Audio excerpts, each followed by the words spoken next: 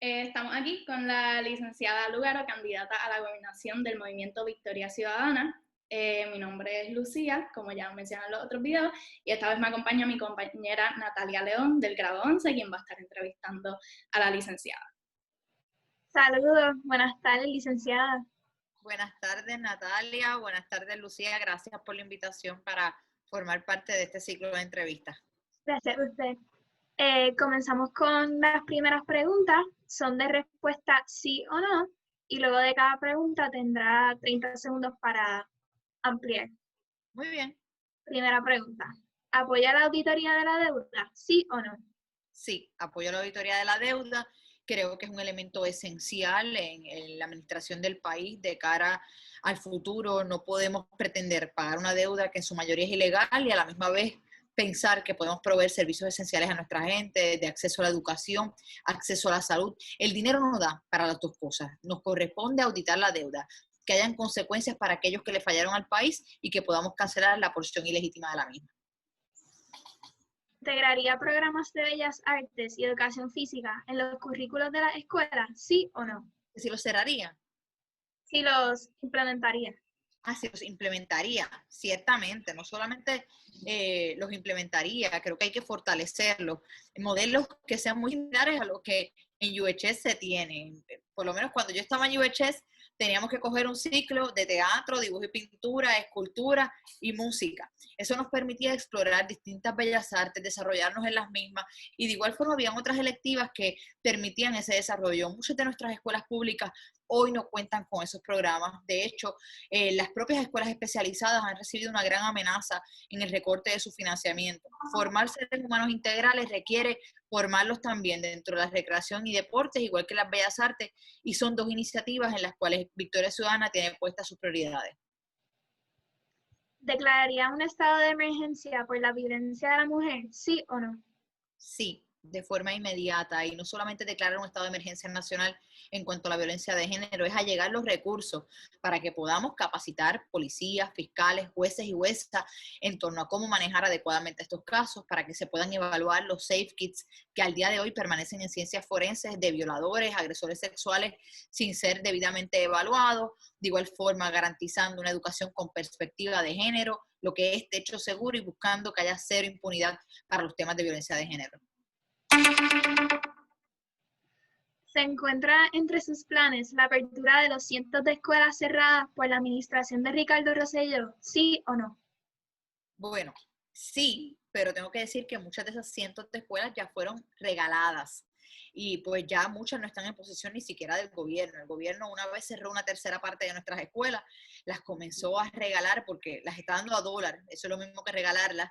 En muchas de ellas sabemos que de verlas están sin puertas, sin ventanas, le han robado el cobre, se han deteriorado increíblemente. En Victoria Ciudadana queremos recobrar las escuelas que aún puedan ser recobrables dentro de ese proceso. Reconocemos que más ahora, en medio de una pandemia, necesitamos infraestructura para el distanciamiento de nuestros estudiantes y que puedan regresar a los planteles.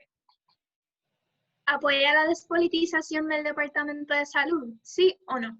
Sí, apoyo la despolitización del Departamento de Salud, de la Universidad de Puerto Rico, del Departamento de Educación y de todas nuestras agencias. Yo creo que nuestras agencias tienen que volver a estar en manos de las personas más capacitadas para administrarlas. Nuestras agencias tienen que devolverle a las comunidades y a las personas impactadas por las mismas el ámbito de toma de decisiones. En estos momentos, la mayoría de las agencias han sido politizadas para cargarles las maletas al gobierno de turno y no hacer lo que realmente es correcto y profesional dentro del desarrollo de las mismas.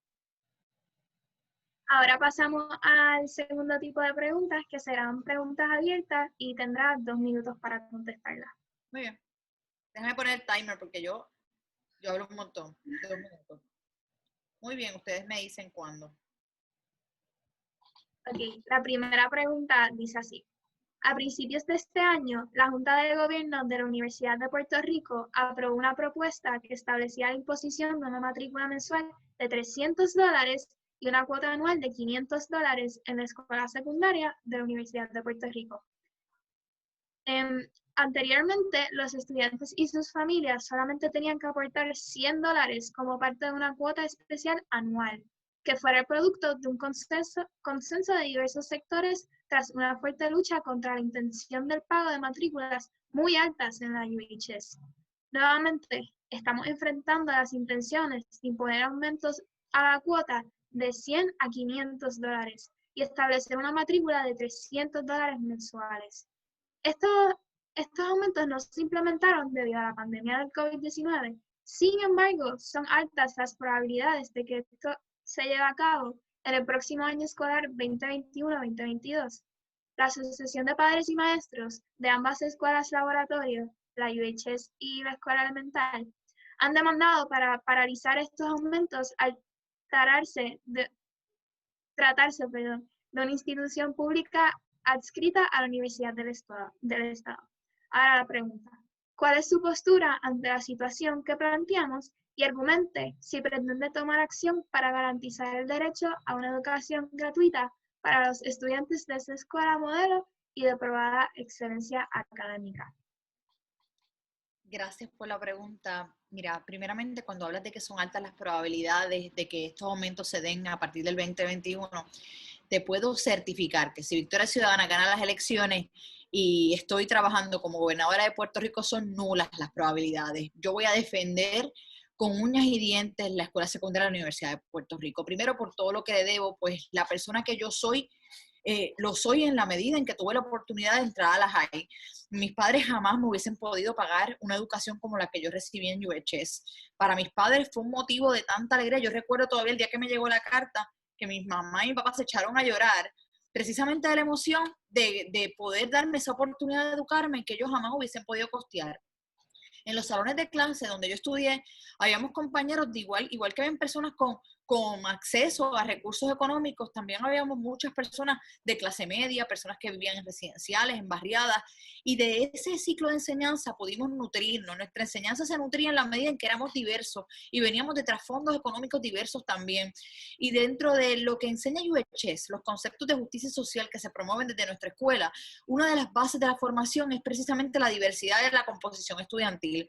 Nosotros tenemos que continuar garantizando el acceso a la educación de calidad que brinda la escuela secundaria, igual que replicar ese modelo para otras instituciones dentro del sistema público de enseñanza.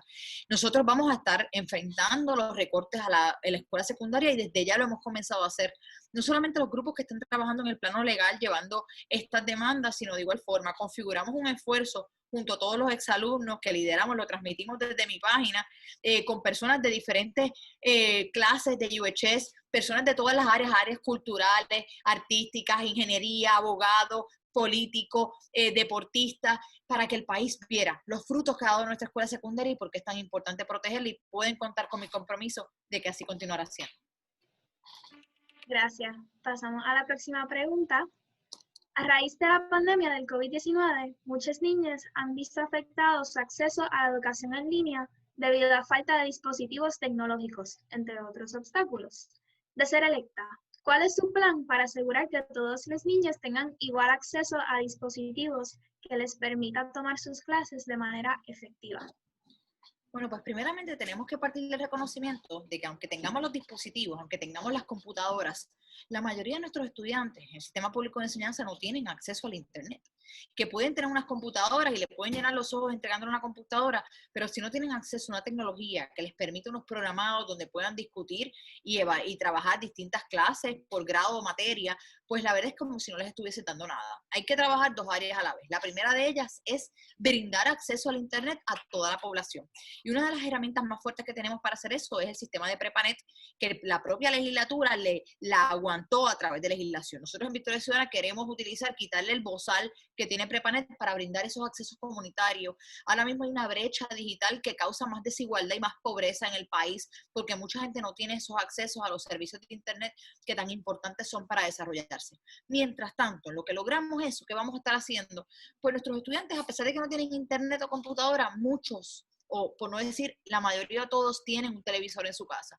Vamos a empezar a crear unas producciones a través del canal del gobierno, WIPR, por grados y materias. El gobierno tiene 10 licencias para 10 canales, a través de los cuales podemos enseñar niveles elementales, intermedio y superior, y eso en conjunto con unos módulos impresos, donde el maestro pueda, desde la televisión, decirle, vamos a la página 8, ahí usted va a hacer esto, igual que integrar otras estrategias para que los estudiantes tengan algún tipo de interacción con las cosas que están ocurriendo en el país diariamente, y puedan integrar esos sucesos a su modelo de enseñanza, va a ser parte de lo que Victoria Ciudadana va a canalizar. En un día no vamos a cambiar un sistema educativo que está altamente rezagado. Y yo creo que eso es una de las cosas clave que hay que hablar aquí. Nuestros estudiantes han tenido 3 años interrumpidos de clase. Primero con los huracanes, luego con los terremotos, ahora con la pandemia. La respuesta del departamento fue pasarlos a todos con A. Eso no es aceptable. Tenemos que corregir ese rezago en los periodos de verano y fuera del periodo lectivo, porque nuestros estudiantes tienen un derecho constitucional a educarse, no a sacar una A que de nada les sirve para el futuro o para competir en los mercados laborales. Más allá de gestionar fondos federales para la apertura de escuelas, alzas salariales para los maestros y mejoras a la infraestructura, ¿qué cambios implementaría para garantizar que la niñez en Puerto Rico no solo tenga acceso a una educación gratuita, sino de calidad? Bueno, primeramente, creo que diste en el clavo con las premisas de las que partiste. Las alzas salariales son fundamentales, las mejoras a la infraestructura son fundamentales. Yo creo que tenemos que también hablar de cómo refundamos el sistema educativo. ¿Qué tipo de sistema educativo queremos en el país? ¿Qué tipo de ciudadano queremos crear? En la escuela secundaria ustedes, y tengo que incluirme, yo estudié en la escuela secundaria y tuvimos un privilegio de recibir una educación donde nos formaron como seres humanos integrales, donde no solamente tomábamos las clases básicas de ciencia español, inglés, matemáticas, sino que se fomentaba el pensamiento crítico, la defensa de las ideas, el análisis, la investigación, la solución de problemas. Esas son las destrezas que hay que comenzar a brindar desde nuestras escuelas a nuestros estudiantes. Hoy nuestros estudiantes tienen acceso a toda la información del mundo a través del Internet. La diferencia en la educación tiene que estar en que nuestros estudiantes salgan de la escuela capacitados para analizar esa información, decidir cuál esa información es cierta y cuál no es cierta, utilizarla, analizarla y ver cómo la aplican para la solución de problemas de la vida diaria, cómo se enfrentan a los retos del mundo moderno con esa información. Tener seres humanos que estén construidos con conocimiento en las bellas artes, en los deportes, en la justicia social, que conozcan sus derechos, que se priorice sobre los derechos humanos, que conozcan sus derechos cuando los detiene un policía, que sepan de emprendimiento, de finanzas personales, cómo yo hago un presupuesto, cómo yo hago un plan de negocio, que sepan de agroecología, cómo puedo hacer un huerto casero y alimentar a mi familia para buscar seguridad alimentaria para el país. Todo este tipo de cosas nuestra escuela tiene que enseñarlas. No podemos llegar a individuos que llegan a las universidades sin conocimientos básicos, que luego entonces se traducen a otros problemas sociales, desde la desigualdad que existe tanto en el trato o pago a hombres y a mujeres, la desigualdad que existe económica en el país, los problemas de pobreza que estamos teniendo, y de igual forma la violencia de género también es producto de la falta de educación con perspectiva de género, la cual tiene que ser transversal a todas las materias que se estén enseñando. Muchas gracias. En Puerto Rico existe un problema de sobrecupo en los salones de clase en las escuelas primarias y secundarias, el cual ha sido agravado debido al cierre de escuelas. ¿Considera esto un asunto de prioridad? Si la respuesta es sí, ¿qué soluciones propone?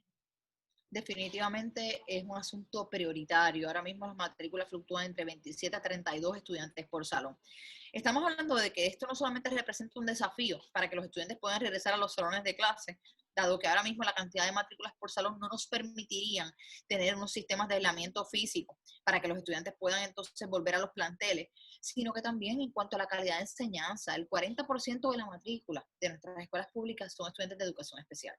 Estudiantes que cada uno aprenden de una forma distinta, y no solamente aprenden de forma distinta, muestran lo aprendido de una forma distinta. Algunos a través de la música, algunos a través de las relaciones interpersonales, otros a través de la lógica matemática.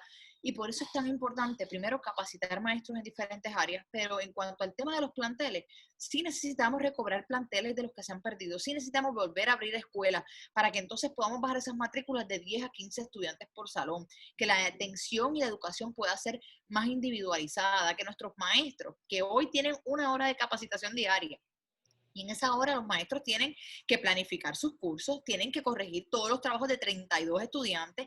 Las cartas circulares le exigen a los maestros retroalimentación, el famoso feedback.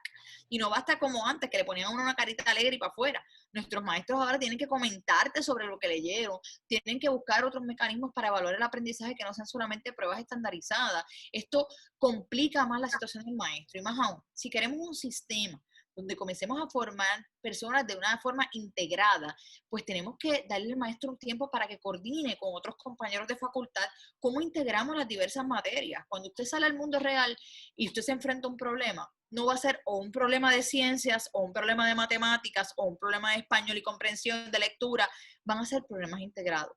Y por eso es que las clases, la educación, tiene que ser de forma integrada, educación que propenda a lo que es la realidad de las personas y a los problemas que vamos a enfrentar. Según el Instituto de Desarrollo de la Juventud, alrededor del 57% de los niños en Puerto Rico vive bajo niveles de pobreza. Teniendo esto en mente, ¿qué medidas tomará para garantizar que estas poblaciones vulnerables y desventajadas logren escapar del círculo vicioso de la pobreza en su adultez? Bueno, cuando hablamos de pobreza infantil, y agradezco increíblemente al Instituto de Desarrollo de la Juventud que está haciendo un trabajo increíble de documentar todas estas estadísticas que el propio gobierno se ha visto enajenado de las mismas porque no quieren reconocer las condiciones en las que vive nuestra gente. La pobreza infantil es fruto de muchísimos factores, entre ellas que pues si tenemos niños pobres, porque tenemos padres pobres, porque tenemos familias pobres.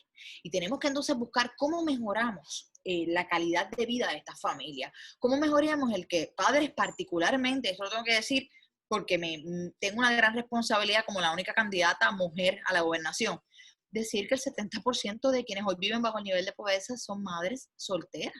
Quiere decir que a quienes está afectando la pobreza en mayor medida es precisamente a las mujeres.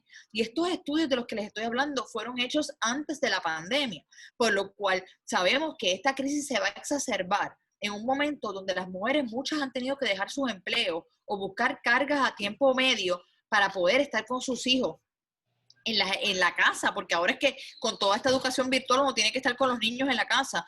De igual forma, muchas mujeres han sido relegadas a roles de cuidadoras de los ancianos, de los nietos, y no han podido integrarse en la fuerza laboral. ¿Cómo mejoramos las condiciones y la pobreza infantil? Nosotros estamos promoviendo un plan por fases para aumentos en el salario mínimo. Nuestros economistas todos coinciden en que el salario mínimo no da para vivir por encima del nivel de pobreza. Una de las cosas que hay que hacer es aumentarlo por fases, y esas fases las pueden ver en nuestro programa de gobierno. De igual forma, hay que capacitar a nuestros estudiantes, tanto a nivel universitario como escolar, tanto en destrezas vocacionales, emprendimiento y otras actividades que les permitan tener acceso a sueldos y empleos que no sean precarizados, a sueldos donde puedan ganar más.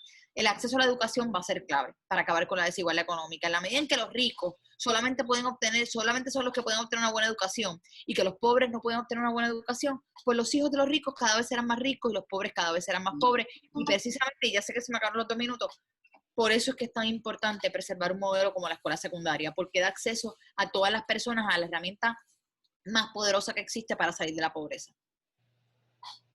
Muchas gracias. En Puerto Rico, al ser un tabú, no se les brindan las herramientas necesarias a los jóvenes para cuidar de su salud mental y asegurar su bienestar emocional, psíquico y social. Además, la situación de la pandemia ha empeorado significativamente la estabilidad mental de esta población, ya que se registran aumentos en los niveles de ansiedad, estrés y depresión. ¿Qué soluciones proponen para combatir el problema de salud mental que experimentan los jóvenes en Puerto Rico? Yo creo que principalmente hay que trabajar 2 áreas. La primera, ¿cómo vemos el sistema de salud? El sistema de salud en Puerto Rico ahora mismo no es un sistema, es un negocio.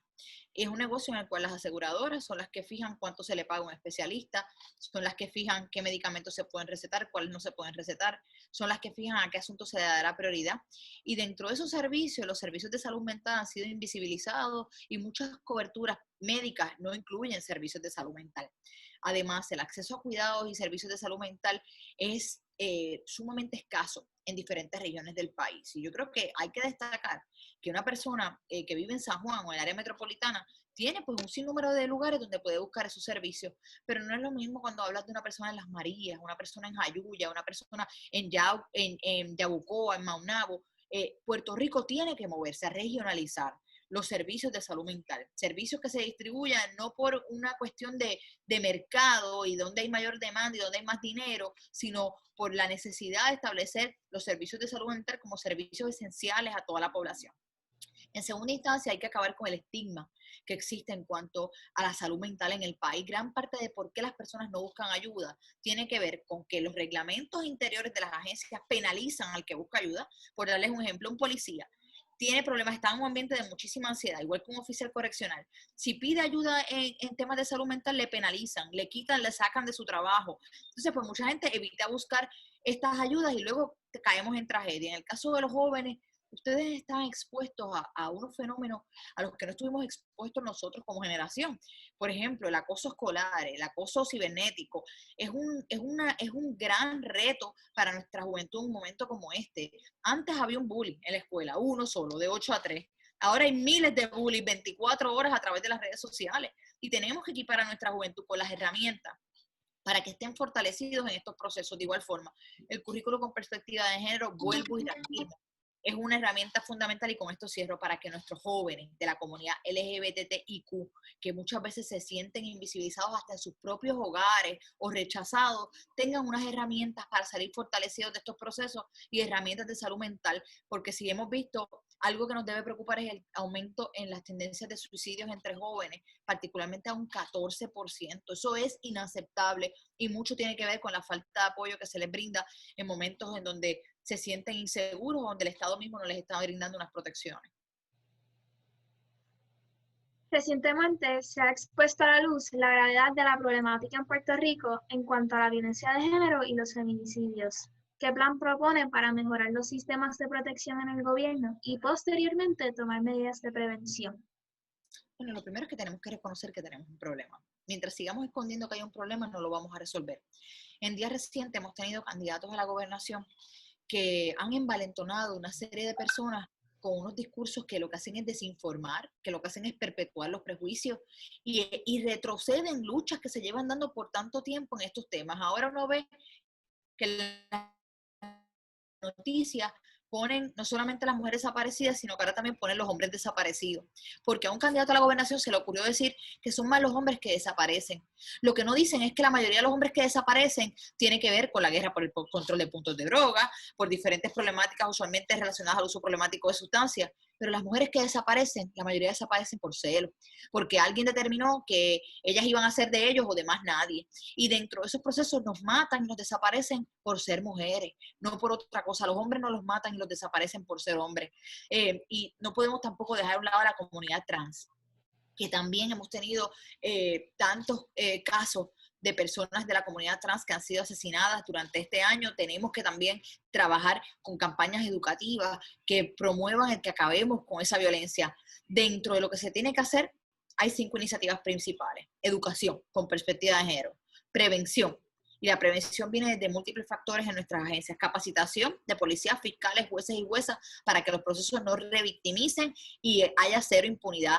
Dentro del proceso tiene que haber un programa de techo seguro para las víctimas de violencia de género, para que puedan salir de los hogares en los que están siendo oprimidas, oprimidos, oprimides. Y de igual forma, en última instancia, la cero impunidad solamente se da si estos casos se llevan adecuadamente y hay cero tolerancia a la violencia de género en el país en todas las esferas. Muchas gracias. La última pregunta es, en tiempos recientes se ha visto como muchos jóvenes puertorriqueños y puertorriqueñas abandonan la isla en busca de mejores oportunidades profesionales. ¿Qué proyectos propone para aumentar las oportunidades de empleo y, consecuentemente, reducir la tasa de desempleo de los jóvenes?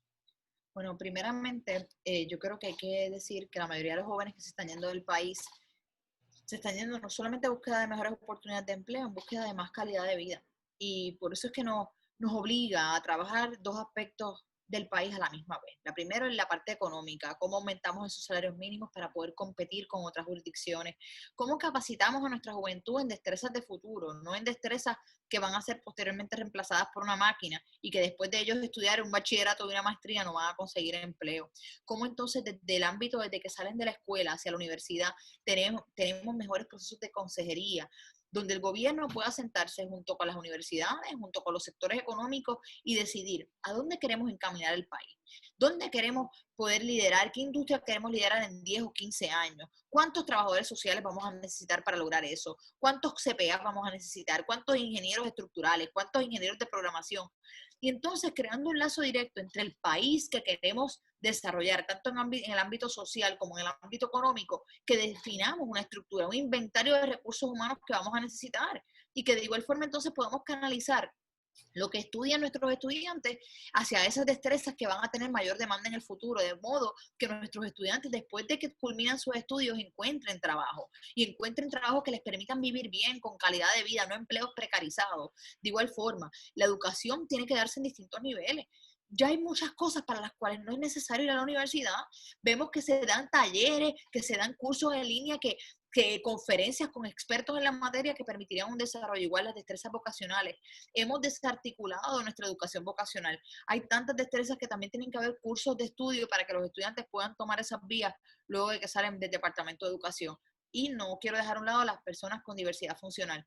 Tenemos que dar mayor acceso a las personas de la comunidad sorda dentro de nuestro sistema de educación superior con intérpretes para todas las áreas que ellos deseen estudiar y de igual forma hacer más accesible en términos de infraestructura todas las localidades de educación superior y educación pública para que todas las personas puedan tener acceso a una educación de calidad y accesible. Muchas gracias, licenciada. Ahora pasamos a la tercera parte de la entrevista. Le daremos 5 minutos para que se dirija hacia los estudiantes de escuela secundaria. Muy bien, ya puse el timer. Y empiezo usando mis primeros segundos para excusarme por si al final de cada pregunta le metía velocidad y es que veía que se me iba a expirar el tiempo y que ya Lucía me iba a tocar la campana esa que ya tiene. Y pues para evitarlo, pues aumentaba la velocidad. Lo primero que quiero decirles es que les felicito. La verdad es que para mí es un orgullo. La última vez que estuve en UHS, estuve dando unos mini cursos y cuando llegué tengo que decirles que me sentí triste al ver cómo estaba la escuela. Porque pues las condiciones, ver cantos de cemento del techo en el piso, ver la escuela toda fea, y yo decía ¿sabes? Cómo han dejado la escuela deteriorarse. Entonces cuando entré a hablar con ustedes en los salones de clase, cuando tuvimos las conversaciones que pudimos tener, las preguntas que ustedes hicieron, me sentí tan feliz de ver que la escuela podrá estar deteriorada por fuera, pero lo que sigue ocurriendo en los salones de clases es exactamente lo mismo. El tipo de ser humano que se sigue desarrollando en la escuela secundaria es exactamente el mismo, un ser humano íntegro, con pensamiento crítico, que se atreve a cuestionar, que no se conforma, que está muy claro y decidido sobre a dónde va a ir, sobre lo que quiere, sobre las problemáticas que tenemos a nivel local, pero igual que no nos ve meramente como parte de un archipiélago, sino que se consideran y nos consideramos ciudadanos del planeta y que tenemos ese entendimiento de todas las cosas que nos afectan a todos por igual y que trascienden fronteras. Yo sé que la escuela secundaria ha estado bajo amenaza continua, año tras año, se nos hace la misma historia de que van a cerrar la escuela, de que van a aumentar los costos. Yo quiero primero pues comprometerme con ustedes a que desde todos los frentes que sea necesario, yo siempre voy a estar ahí para la escuela secundaria, para defenderla en todos los espacios. Cada persona pues habla de su alma mater y mucha gente pues se refiere a su universidad como ese lugar de crecimiento donde se forjaron.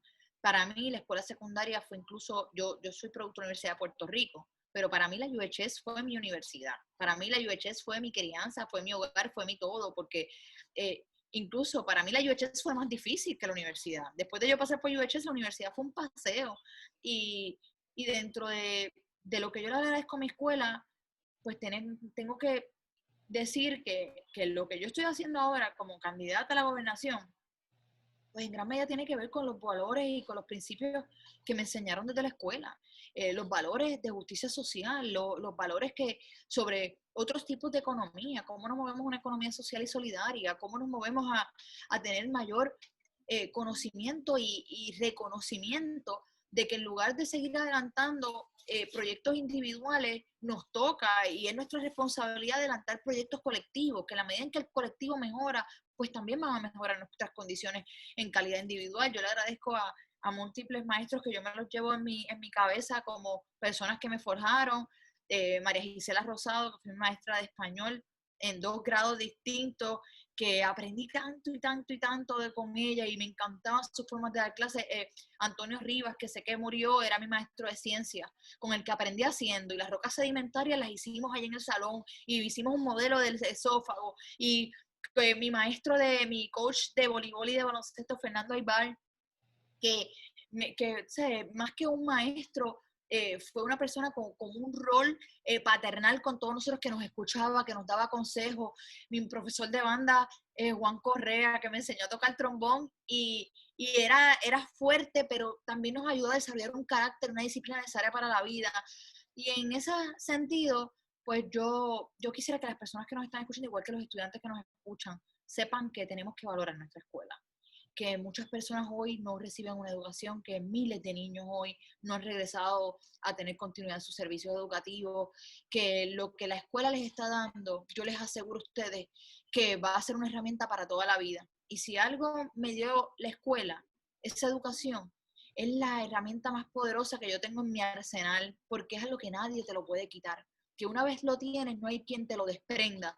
Y uno puede perderlo todo y uno sabe que lo va a volver a tener porque uno tiene una educación que te permite competir en una entrevista, obtener un empleo, trabajar, desarrollarte, pero hay muchas personas que no tienen eso. Yo creo que tenemos que seguir luchando por nuestra escuela que tanto amamos, pero de igual manera tenemos que involucrarnos en otros procesos dirigidos a que lo que está pasando en la UHS se repita en otras escuelas públicas del país. Que la UHS deje de ser siempre la excepción, porque siempre hablamos de la UHS como que pues las escuelas públicas no están dando los resultados. Pero tenemos excepciones, tenemos University, tenemos UHS, tenemos la Central, tenemos CROEM, pero no, el sistema no puede estar partiendo de excepciones. La UHS tiene que convertirse en la norma y tenemos que protegerla para que el país sepa que es posible tener una educación pública de calidad y accesible. Así que gracias a ustedes por todo lo que hacen, gracias por este foro y estas preguntas que realmente son buenas preguntas, preguntas que invitan a otras personas a aprender sobre el país y lo que estamos proponiendo, así que les felicito por lo que están haciendo.